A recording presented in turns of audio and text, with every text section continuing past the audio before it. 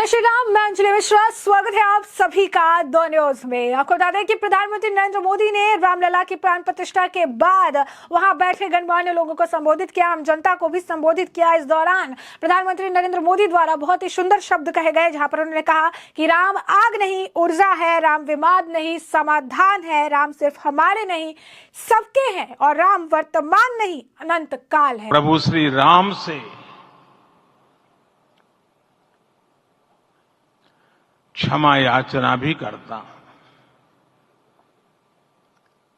हमारे पुरुषार्थ, हमारे त्याग, तपस्या में कुछ तो कमी रह गई होगी कि हम इतनी सदियों तक ये कार्य कर नहीं पाए। आज वो कमी पूरी हुई है।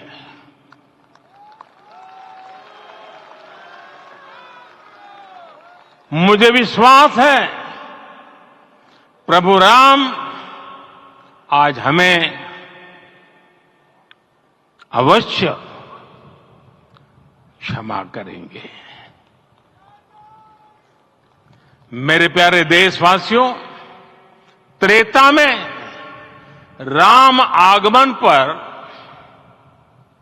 पूज्य संत तुलसीदास जी ने लिखा है, प्रभु बिलो की हर से पुरबासी, जनित वियोग विपत्ति सबनासी। अर्थात प्रभु का आगमन देकर ही सब अयोध्यावासी, समग्र देशवासी हर्ष से भर गए। लंबे वियोग से जो आपत्ति आई थी उसका अंत हो गया। उस कालखंड में तो वो वियोग केवल 14 वर्षों का था, तब भी इतना असह्य था। इस युग में तो अयोध्या और देशवासियों ने सैकड़ों वर्षों का वियोग सहा है। तो ऐसे में आपको बता दें कि प्रधानमंत्री नरेंद्र मोदी कहते नजर आए कि विश्व के कोने कोने से जुड़े सभी राम भक्त, आप सभी को प्रणाम, आप सभी को राम राम। आज हमारे राम आ गए हैं, सदियों की प्रतीक्षा के बाद हमारे राम आ गए हैं। सदियों का अभूतपूर्ण धैर्य, अनगिनत बलिदान, तपस्या के बाद हमारे राम आ गए हैं। यह शुभ घड़ी में समस्त देशवासियों को बहुत बहुत बधाई। मैं अभी गर्भगृह में ईश्वरीय चेतना का साक्षी बनकर आपके सामने उपस्थित हूँ। कितना कुछ कहने को है, मेरा शरीर अभी भी संपदित है, चित्त अभी भी उस पल में लीन है। हमारे राम लला अब टेंट में नहीं रहेंगे, हमारे लाल राम लला दिव्य मंदिर में रहेंगे। मेरा पक्का विश्वास, अपार श्रद्धा जो कि घटित हुआ उसकी अनुभूति दुनिया में हर राम भक्त को हो रही होगी। ये माहौल, ये वातावरण, ये ऊर्जा, ये घड़ी हम सब पर प्रभु श्री राम का आशीर्वाद है। 22 जनवरी 2024 का सूरज एक अद्भुत ऊर्जा लेकर आया। प्रधानमंत्री ने कहा कि राम मंदिर के निर्माण के बाद से देशवासियों में नया उत्साह पैदा हो रहा। आज हमें सदियों की धरोहर मिली है, श्री राम का मंदिर मिला है। गुलामी की मानसिकता को तोड़कर उठ खड़ा होता राष्ट्र ऐसे ही नव इतिहास का सृजन करता है।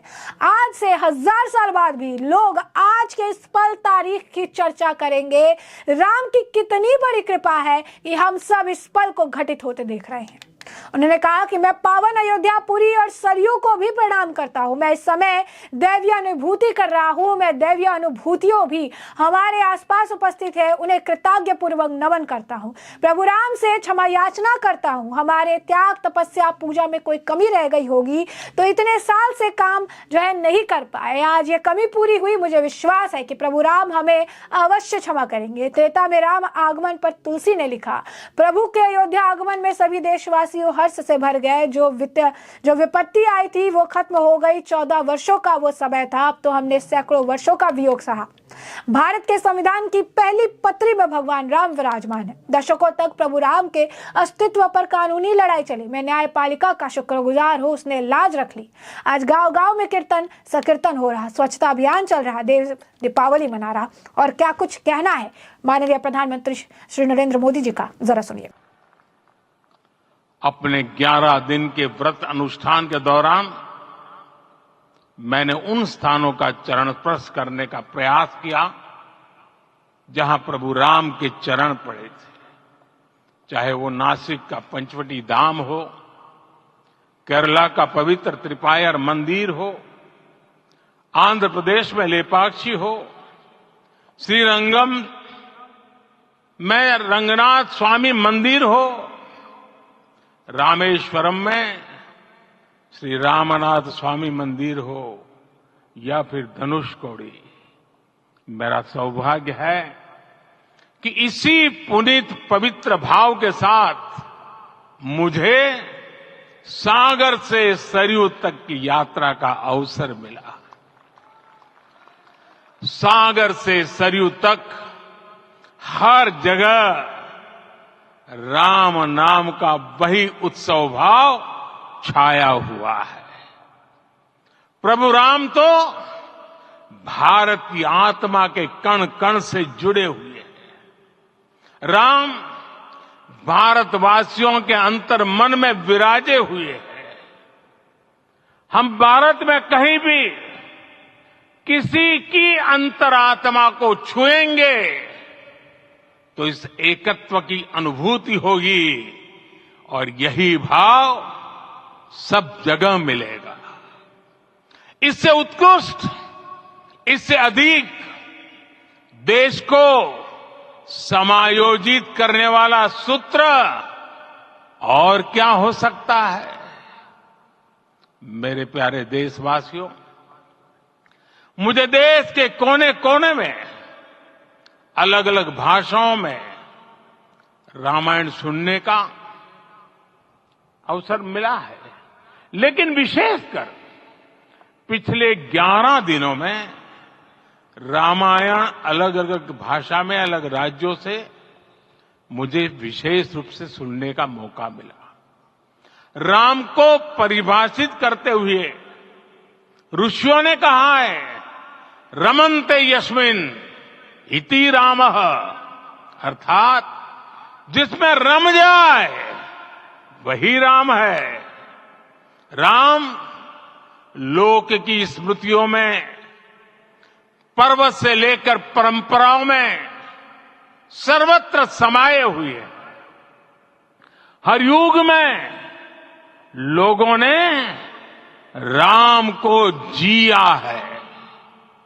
हर युग में लोगों ने अपने अपने शब्दों में अपनी अपनी तरह से राम को अभिव्यक्त किया है, और ये राम रस जीवन प्रवाह की तरह निरंतर बहता रहता है।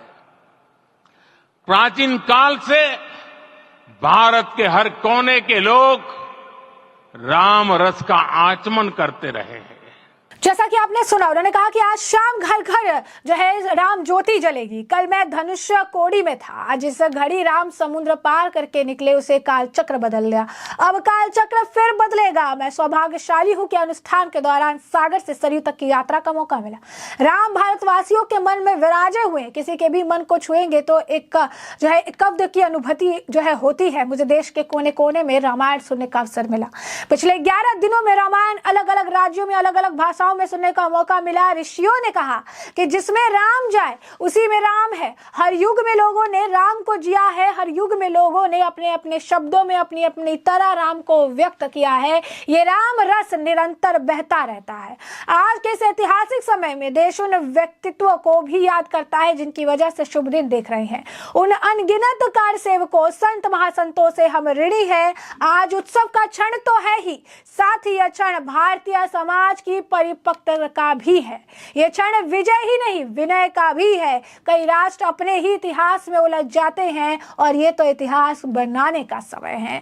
जब भी उन्होंने इतिहास की गांठें सुलझाने का प्रयास किया तो मुश्किल परिस्थितियां बन गई। आज जिस गांठ को भावुकता और समझदारी के साथ खोला है वो बताता है कि भविष्य बहुत सुंदर होने जा रहा है। कुछ लोग कहते थे कि राम मंदिर बना तो आग लग जाएगी। राम मंदिर किसी आग को नहीं, ऊर्जा को जन्म दे रहा। ये समन्वय उज्जवल भविष्य के पथ पर बढ़ने की प्रेरणा लेकर आया। राम आग नहीं, ऊर्जा है। राम विवाद नहीं, समाधान है। राम सिर्फ हमारे नहीं, सबके हैं। राम वर्तमान नहीं, अनंत काल है। प्रधानमंत्री नरेंद्र मोदी कहते नजर आए कि आज रामलला की प्रतिष्ठा वसुदेव कुटुंबकम की भी प्रतिष्ठा है। ये राम के रूप में साक्षात भारतीय संस्कृति की प्राण प्रतिष्ठा है। ये मानवीय मूल्यों की प्राण प्रतिष्ठा है। इसकी आवश्यकता संपूर्ण विश्व को है। हम ये संकल्प सदियों से दोहराते आए हैं। ये मंदिर महज देव मंदिर नहीं, भारत की दृष्टि दर्शन का मंदिर है। राम भारत का विचार विधान है। राम भारत का चिंतन चेतना प्रवाह प्रभाव नेत निरंतरता है। राम विश्व है, विश्वात्मा है। इसीलिए जब राम की स्थापना होती है तो उसका प्रभाव हजारों वर्षों के लिए होता है। आज के युग की मांग है कि हमें अंतःकरण को विस्तार देना होगा। हनुमान जी की भक्ति, उनका समर्पण ऐसे गुण हैं जिन्हें बाहर नहीं खोजना पड़ता। यही तो देव से देश और राम से राष्ट्र की चेतना का विस्तार है। दुर्कुटिया में जीवन गुजारने वाली मां शबरी का ध्यान आता है। वो हमेशा कहती थी राम आएंगे और ये सच हुआ है। निषाद राज की मित्रता सब बंधनों से परे है। जब समान है तो मैं बहुत सामान्य हूं, मैं तो बहुत छोटा हूं, ये कोई सोचता है तो उसे राम की मदद करने वाली गिलहरी का ध्यान करना चाहिए। सबका अपना योगदान होता है। यह दिव्य और समर्थ भारत बनने का कारण बनेगा। आइए संकल्प ले कि हम राष्ट्र के लिए हम जीवन का पल पल लगा देंगे, शरीर का कण कण राष्ट्र के लिए समर्पित कर देंगे। पूजा अह से उठकर व्यह के लिए होनी चाहिए।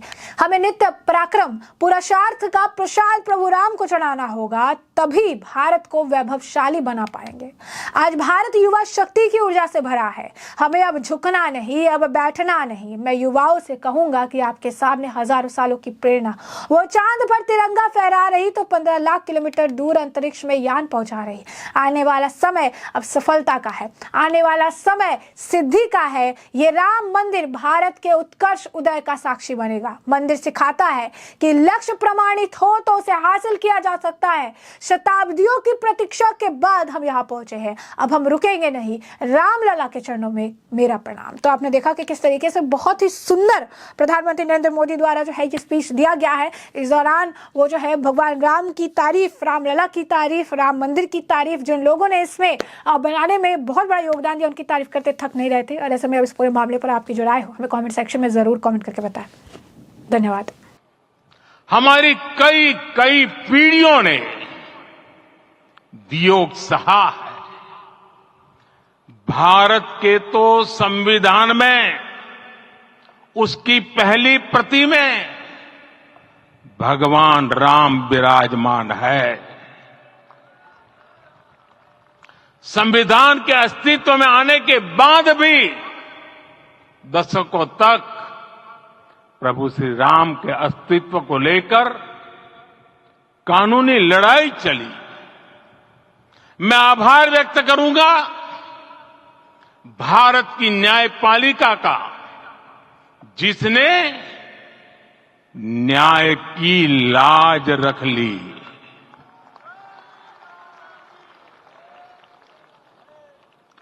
न्याय के पर्याय प्रभु राम का मंदिर भी न्यायबद्ध तरीके से ही बना। साथियों, आज गांव-गांव में एक साथ कीर्तन संकीर्तन हो रहे हैं। आज मंदिरों में उत्सव हो रहे हैं, स्वच्छता अभियान चलाए जा रहे हैं। पूरा देश आज दीपावली मना रहा है। आज शाम घर घर राम ज्योति प्रज्वलित करने की तैयारी है। कल मैं श्री राम के आशीर्वाद से धनुषकोडी में राम सेतु के आरंभ बिंदु अरिचल मुनाई पर था। जिस घड़ी प्रभु राम समुद्र पार करने निकले थे, वो एक पल था जिसने काल चक्र को बदला था। उस भावमय पल को महसूस करने का मेरा ये विनम्र प्रयास था।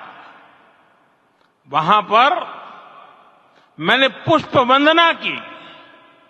वहां मेरे भीतर एक विश्वास जगा कि जैसे उस समय काल चक्र बदला था, उसी तरह अब काल चक्र फिर बदलेगा और शुभ दिशा में बढ़ेगा।